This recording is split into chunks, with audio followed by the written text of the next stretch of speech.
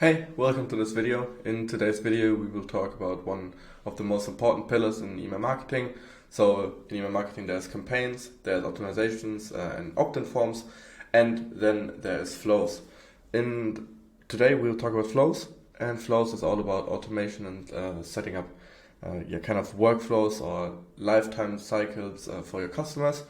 And I want to talk to you about it as it is a really important thing about email marketing. For our clients, we generate around 25 to 35% of their revenue with flows. So you could just roughly estimate it as a third of the revenue comes with flows. So what is a flow? Flows are automated sequences that get triggered by a certain customer behavior, and then they send out emails or even SMS to these customers. In comparison, you have campaigns. These are just one-time sends. So you send out, for example, right now with Black Friday coming up, you could send out a Black Friday campaign, which would then go to different segments of your list. This is a whole topic for another video. And I wanted to talk to you about flows in this with this example here. This is just a simple abandoned checkout that is the whole template from Klaviyo. So you just go into Klaviyo and then search on the flows, search for abandoned checkout. Sometimes you here have the trigger started checkout. This depends on which store you're implementing it. This is connected to a Wix store. You could have it at BigCommerce or WooCommerce or Shopify. It will say started checkout.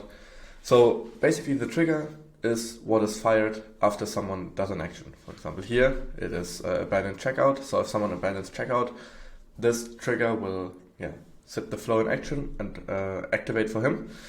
Also, you have two flow filters, and you could just adjust this by your liking. So you can preview triggers set up here.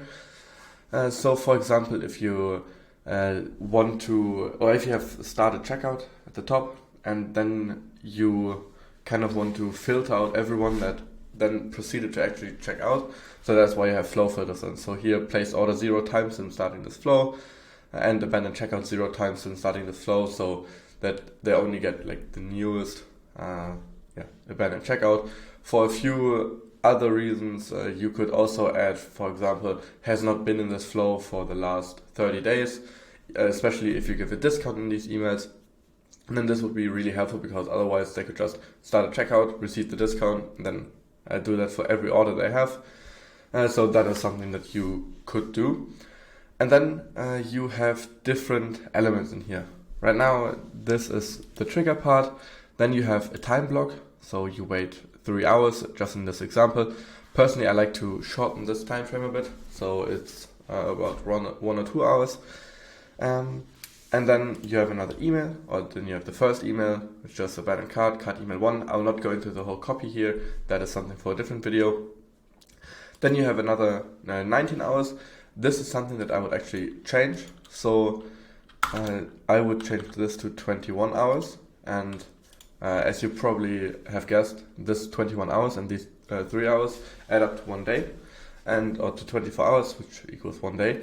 So you kind of have to, or I personally like to think of it that way. Someone starts a checkout, they actually want to purchase, and then something comes up. Maybe they get an email, maybe they get a call.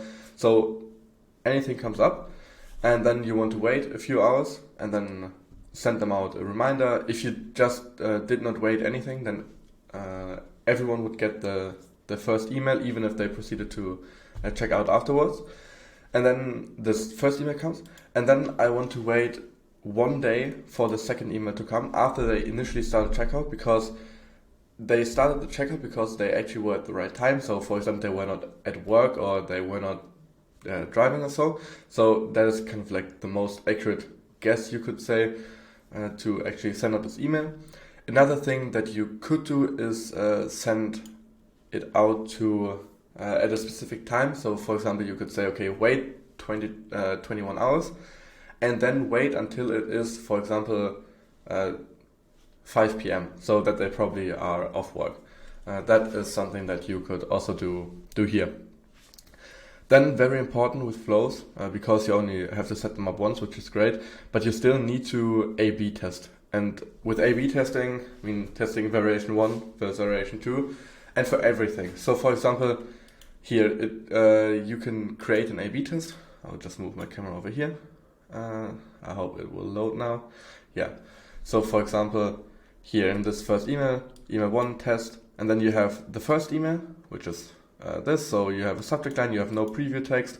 This is just the auto-generated one. Thanks for stopping by, complete your purchase, return to cart.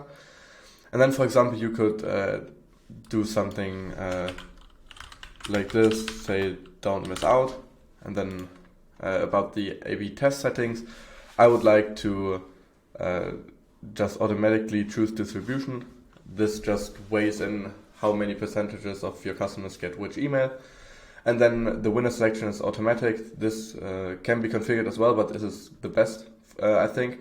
So there's this thing called statistical significance, so it won't choose a winner after five clients went through the flow, but it will wait until the data is actually important enough, or says enough about the A/B test that you can actually make some conclusions from it. And then one other stuff that you could test, which not many people are utilizing it, is you can actually test time delays. So for example, with the thing I said at the bottom, or here with the 3 hours, you could then actually start testing this out. If maybe 1 hour works better for your store, if 2 hours work better, 4 hours works better. So, and you do this with a conditional split. You just drag the conditional split up here, and then you set at the beginning, select the condition, and then we want to do a random sample. We want to include 50% of the people in the yes and 50% in the no. And then what we could do is just do a time delay here. Say, okay, let's just do configure time delay. We want to wait 1 hour, save. And then, for example, here we want to clone this email, which might take some time, but it should be there really quick. Then we go over here, put it in here, and then we connect the two graphs again. So right now we have two different variations. We have, is someone part of a 50% random sample? So just in general 1 and 2 will go here, they wait 3 hours, and then they will get the first email. The others will wait 1 hour and then get the first email, and then everyone will wait 21 hours. You could also add a timer here, which would then say, okay, wait 23 hours, so you get the whole day. But that is something that you can play around with, and you can make changes on just what works for your store. Then one last thing that you really need to do is, why flows are great, is personalization, dynamic content.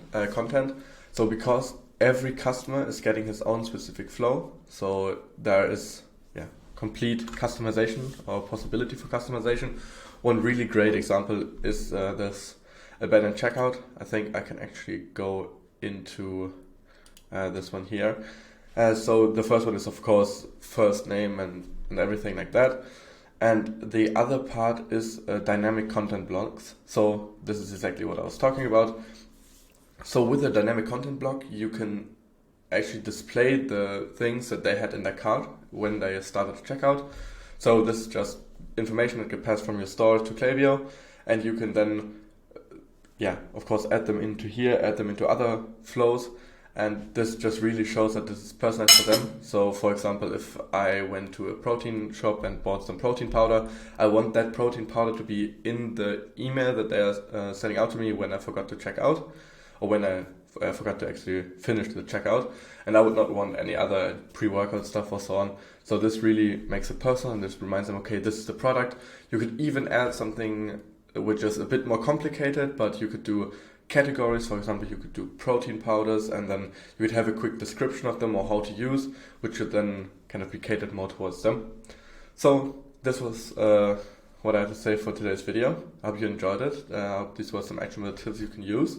If you are an e-commerce brand, just drop in the comments below, and I will get in contact with you. Or you can just visit our website and fill out the content form, and then we will get back to you as soon as possible to implement these for you if you don't have time for that, or if you want to do this really professionally.